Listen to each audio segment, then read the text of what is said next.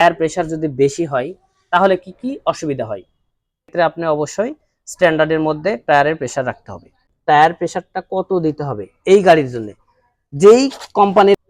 আসসালামু আলাইকুম, hello bikers, আশা করি আপনারা ভালো আছেন। আজকে আমি আপনাদেরকে দেখাবো যে টায়ার প্রেসার বা চাকার হাওয়া যদি কম হয় তাহলে কি সমস্যা হয়, চাকার হাওয়া বা টায়ার প্রেসার যদি বেশি হয় তাহলে কি কি অসুবিধা হয়। তো টায়ার প্রেসার নিয়ে আজকে ডিটেলস আপনাদের সাথে আলোচনা করব। তো তাহলে চলুন ভিডিওটি শুরু করা যাক। একটা লাইক দিবেন অবশ্যই, ভিডিওটি শুরু করার আগে একটা লাইক দিয়ে আমরা পরবর্তীতে স্টেপটা অবলম্বন করব।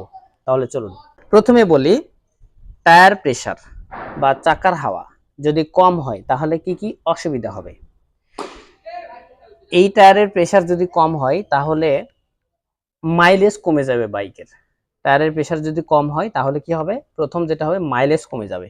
সেক্ষেত্রে আপনি অবশ্যই স্ট্যান্ডার্ডের মধ্যে টায়ারের প্রেসার রাখতে হবে। টায়ারের প্রেসার কম হলে আপনার টায়ারের দুই পাশে, যেমন এই পাশে এই পাশে, হ্যাঁ, এই দুই পাশে কিন্তু ফেটে যাবে। বিশেষ করে দেখেন যে সাইকেল, ভ্যান বা মোটর সাইকেলও আছে, অনেক সময় দেখা যায় এই যে যেমন এই টায়ারে যে ফাটা ফাটা শুরু হয়ে গেছে, এই টায়ারের প্রেসার কিন্তু স্ট্যান্ডার্ডের মধ্যে থাকে না কখনো। তার প্রমাণ হচ্ছে এই যে দেখেন যে এই যে ফাটা ফাটা শুরু হয়ে গেছে। ম্যাক্সিমাম টাইম কিন্তু এই টায়ারের প্রেসার কম থাকে। দ্যাটস ওয়াই কি হয়েছে যে এই যে টায়ারের সাইড দিয়ে ফাটা শুরু হয়েছে। তো যখনই দেখবেন যে টায়ারের প্রেসার কম থাকবে তখন দুই পাশ দিয়ে ফাটা শুরু হবে। দুই পাশ দিয়ে ফাটা শুরু হলে কি হবে, যে আপনার মেইনটেনেন্স খরচ বেশি হবে, এর টায়ারের যে স্থায়িত্ব, এই স্থায়িত্বটা কমে যাবে।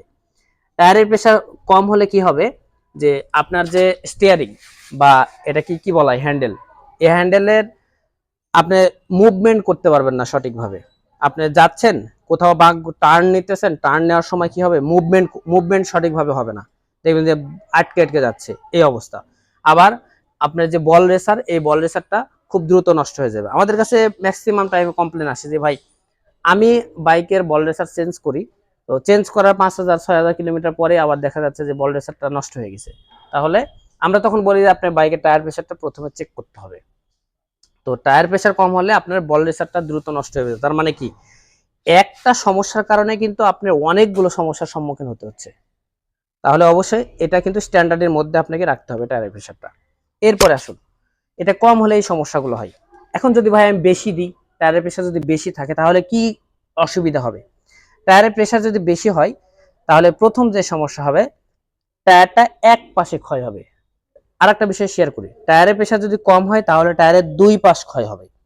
আর টায়ার প্রেসার যদি বেশি হয় তাহলে টায়ারের এক পাশ ক্ষয় হবে, অর্থাৎ শুধু এই বুক যদি বলি, এই বিটটা ক্ষয় হবে। মানে এটা কিন্তু এই পর্যন্ত ক্ষয় হওয়ার দরকার, কিন্তু যখন আপনি বেশি পরিমাণ টায়ারের প্রেসার দিবেন তখন শুধু এই বিট শুধু ক্ষয় হবে। এতে কি হবে, যে শর্ট টাইমের মধ্যে টায়ারটা আপনার ড্যামেজ হয়ে যাবে। টায়ারের প্রেসার যদি কম হয় তাহলে আপনার যেটা মেন সমস্যা হবে, কন্ট্রোলিং বা ব্রেকিং। আপনি ব্রেকিং পারফরমেন্স গাড়ি থেকে স্ট্যান্ডার্ড বা যথেষ্ট পরিমাণ ব্রেকিং পারফরমেন্স পাবেন না। কেন পাবেন না, টায়ারের প্রেসার যখন বেশি থাকবে তখন দেখবেন বাইকটা দৌড়ায় বেশি, অনেক স্পিডে যায়, মানে খুব জাম্প করার কারণে আপনি ব্রেক করবেন, ব্রেক করলে সাথে সাথে কন্ট্রোলিং বা ব্রেকিং হবে, এটা কিন্তু হবে না, পিছলে চলে যাবে বা স্কিড করার সম্ভাবনা থাকে, এটা যদি টায়ার প্রেসার বেশি থাকে।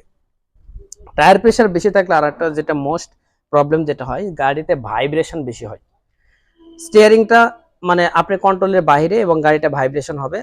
এবং যখন দেখবেন যে স্পিড ব্রেকারের উপর দিয়ে যাচ্ছেন, যে আমি উঁচু নিচু রাস্তায় যখন যাব তখন বাইকটা জাম্প করবে বেশি।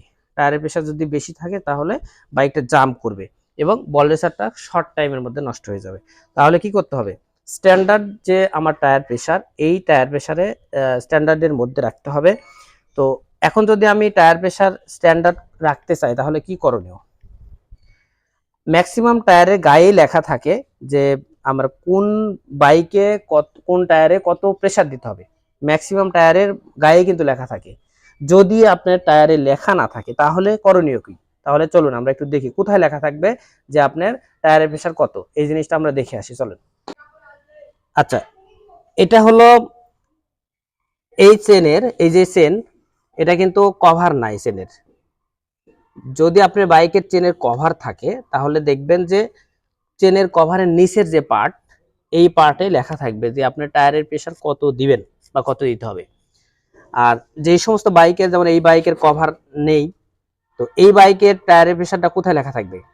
এই যে এটাকে বলা হয় সুইং আর্ম, বা বাংলা ভাষায় যদি বলা হয় হাফ চ্যাসিস, বা পিছনের যে ফ্রেম, এই ফ্রেমের এই যে দেখেন লেখা আছে টায়ার ইনফরমেশন। এই টায়ার ইনফরমেশনে যদি আপনি লক্ষ্য করেন, তাহলে এখানে দেখবেন যে টায়ার প্রেসারটা কত দিতে হবে এই গাড়ির জন্য। যেই কোম্পানির গাড়ি হোক, আপনার বাইকটা যেই ব্র্যান্ডেরই হোক না কেন, সামনে পিছনে কোন টায়ারে কত প্রেসার দিতে হবে এইখানে সুন্দর করে কিন্তু লেখা আছে। পিলিয়ন নিলে কত দিতে হবে, পিলিয়ন ছাড়া শুধু রাইডার যদি ড্রাইভ করে সেক্ষেত্রে কত দিতে হবে, সবগুলো কিন্তু স্পষ্ট করে লেখা আছে। যেমন যদি আপনি আপনাদের সাথে শেয়ার করি, এই বাইকের টায়ারের প্রেসার দিতে হবে কত, 25, মানে সামনে দিতে হবে 25 আর পিছনে দিতে হবে 30 এই বাইকের। যদি আপনি পিলিয়ন নিয়ে চালান, মানে একজন পিছনে যদি লোক থাকে, আর যদি একজন শুধু আপনি নিজে চালান, ড্রাইভ করেন, সেক্ষেত্রে সামনে দিতে হবে 25, পিছনে দিতে হবে 28। এটা কিন্তু লেখা আছে। তো এই বিষয়টা অবশ্যই খেয়াল রাখতে হবে, কোম্পানি যে দিয়েছে এটা কিন্তু মোস্ট একটা ইম্পর্টেন্ট বিষয়। যদি আপনি এই জিনিসটা ফলো না করেন, তাহলে কিন্তু আপনার বাইক থেকে বাইকের মাইলেজ বা টায়ার কিন্তু খুব দ্রুত নষ্ট হয়ে যাবে বা খুব দ্রুত ক্ষয় হয়ে যাবে। আমরা কিন্তু অনেক জায়গাতে দেখি যে বাইকের টায়ারের প্রেসার দেখা যাচ্ছে যে পিছনে দেখা যায় 60, 50, 60, 55, আবার যা দেখায় সামনে দেখা যাচ্ছে কত, সামনে 40, 45। তো এরকম টায়ার প্রেসার থাকে। তো এই সমস্ত কাস্টমারের কমপ্লেন গুলো কি থাকে দেখেন, আমাদের কাছে স্টার্টিং এ একটা কমপ্লেন আসে যে ভাই আমরা যে বাইক চালাই এই বাইকের খুব বেশি ভাইব্রেশন করে, আবার হচ্ছে কি বলে ব্রেকিং কন্ট্রোলিং ভালো হয় না। তখন আমরা একটা জিনিস জিজ্ঞেস করি যে ভাই আপনি দেখেন যে টায়ারের প্রেসারটা কত থাকে, টায়ারের প্রেসার কত। তো উনি মেজারমেন্ট করে দেখে বলে যে পিছনে আছে 60 বা 55, সামনে আছে হচ্ছে 40 বা 45। এরকম টায়ার প্রেসার যদি থাকে তাহলে তো ভাইব্রেশন করবে, কন্ট্রোলিং তো হবে না। যদি আপনার বাইকের টায়ারের প্রেসার যদি কম বা বেশি থাকে, আপনি এই যে স্ট্যান্ডার্ড মাপ আছে, কাউরে জিজ্ঞেস করতে হবে না যে ভাই আমার টায়ারে, বাইকের টায়ারের প্রেসার কত, কত দিব বা কত দিতে হবে, এটা কিন্তু কাউরে জিজ্ঞেস করতে হবে না। আপনি এখানে জাস্ট দেখবেন এখানে লেখা আছে, এই লেখা অনুযায়ী আপনি দিবেন, তাহলে কিন্তু হবে। তাহলে দেখবেন যে আপনি বাইকটা সেফলি ড্রাইভ করতে পারতেছেন, আবার হচ্ছে সাশ্রয়ের মধ্যে ড্রাইভ করতে পারতেছেন। কারণ হচ্ছে খরচ অনেকটা কমে যাবে, বল রেসার নষ্ট কম হবে, টায়ারটা নষ্ট কম হবে, মানে এগুলো স্থায়িত্ব বেড়ে যাবে।